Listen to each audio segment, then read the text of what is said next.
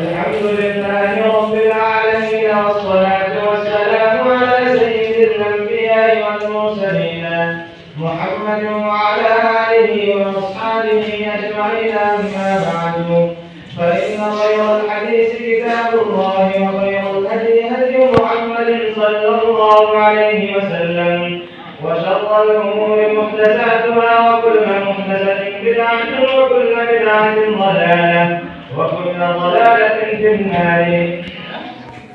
حدثني الشيخ المتقن الزاهد المحدث العلامة السيد محمد عامر بن أيوب السنابحي حفظه الله ورعاه ونفعنا بعلومه وحشرنا في زمرته.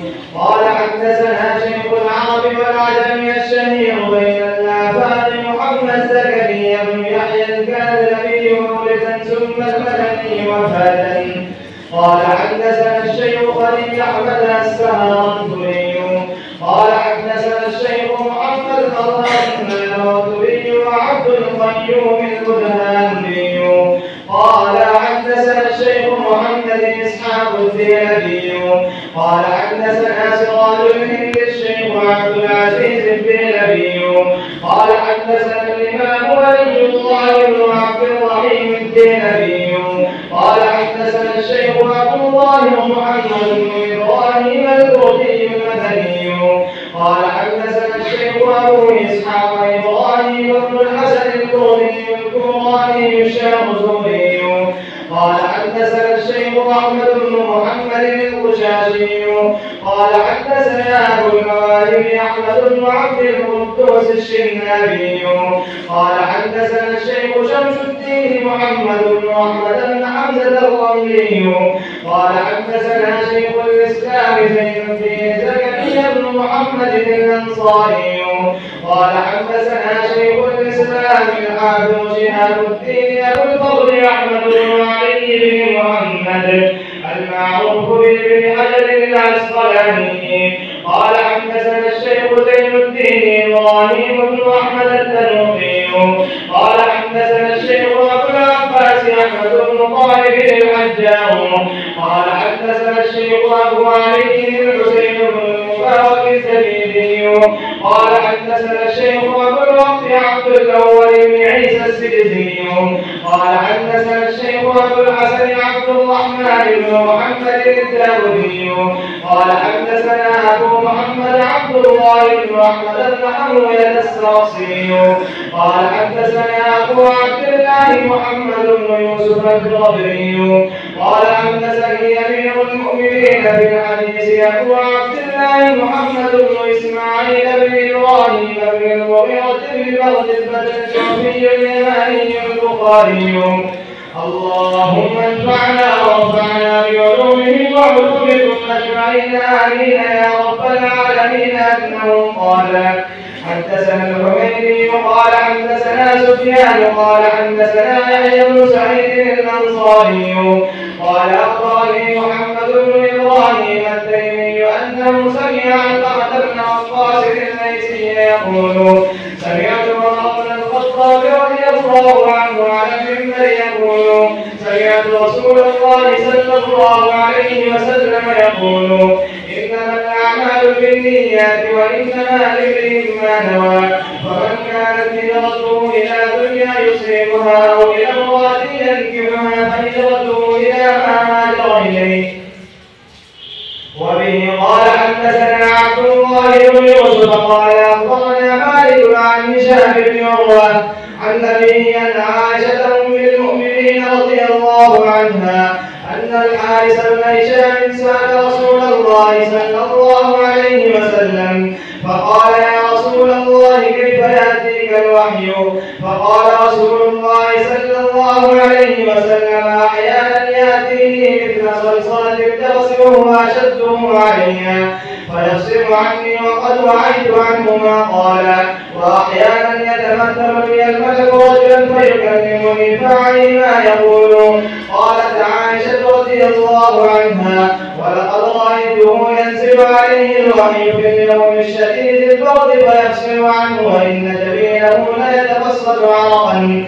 وبه قال: حدثنا مسدد قال: حدثنا يحيى عن شعبة عن قتادة عن أنس رضي الله عنه عن النبي صلى الله عليه وسلم وعن حسين المعلم قال حدثنا قتادة عن أنس رضي الله عنه عن النبي صلى الله عليه وسلم قال لا يؤمن أحدكم حتى يحب لأخيه ما يحب لنفسه. وبه قال حدثنا يعقوب بن إبراهيم قال حدثنا ابن علية عن عبد العزيز بن صهيب عن أنس رضي الله عنه عن النبي صلى الله عليه وسلم وحدثنا آدم قال حدثنا شعبة قال حدثنا قتادة عن أنس رضي الله عنه عن النبي صلى الله عليه وسلم قال لا يؤمن أحدكم حتى أكون أحب إليه من والده وولده والناس أجمعين. وبه قال حدثنا الحكم بن نافع قال أخبرنا شعيب عن الزهري قال حدثني عامر بن سعد عن سعد بن أبي وقاص رضي الله عنه أنه أخبره أن رسول الله صلى الله عليه وسلم قال إنك لن تنفق نفقة تبتغي بها وجه الله إلا أجرت عليها حتى ما تجعل في فم امرأتك. وبه قال حدثنا يحيى بن حماد قال حدثنا أبو عوانة عن بيان عن قيس بن أبي حازم عن مقداس الأسلمي رضي الله عنه قال رسول الله صلى الله عليه وسلم يذهب الصالحون الأول فالأول ويبقى حفالة كحفالة الشعير بالتبر لا يبالي الله بالة. وبه قال حدثنا سليمان بن عبد الرحمن وعلي بن حجر قال أخبرنا عيسى بن يونس قال حدثنا هشام بن عروة عن عبد الله بن عروة عن عائشة رضي الله عنها قالت جلس 11 امرأة فتعاهدنا وتعاقدنا أن لا يكتمن من أخبار أزواجهن شيئا.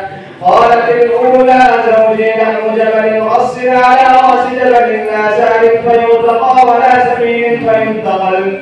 قالت الثانية زوجي لا أمس خمرا إني أخاف أن لا أذر إن القرب أذكر عجره وفجره. قالت الثالثة زوجي لا شنق إن ننطق مطلق وإن نسكت معلق.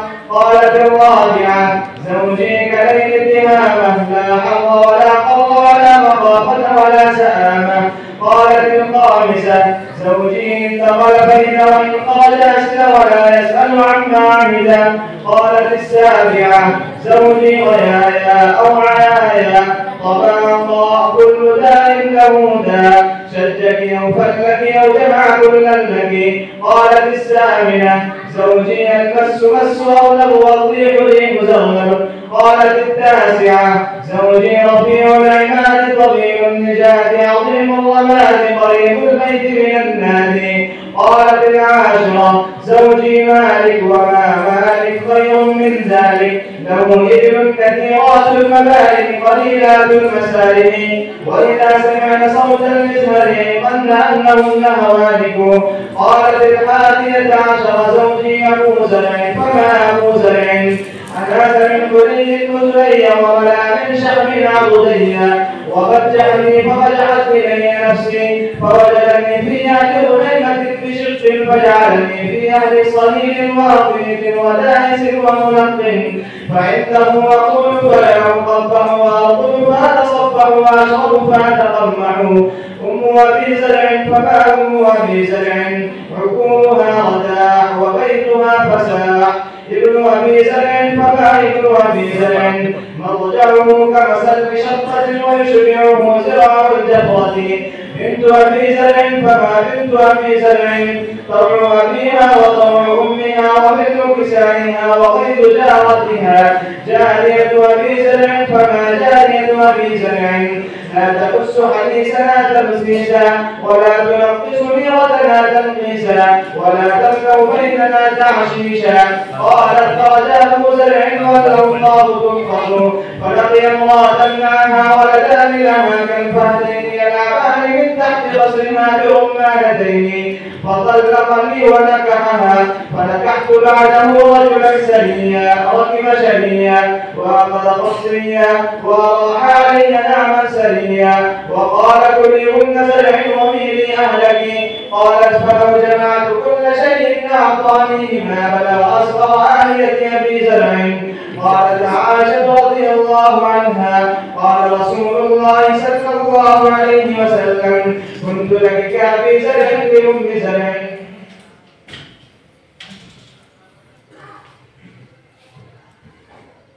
ما شاء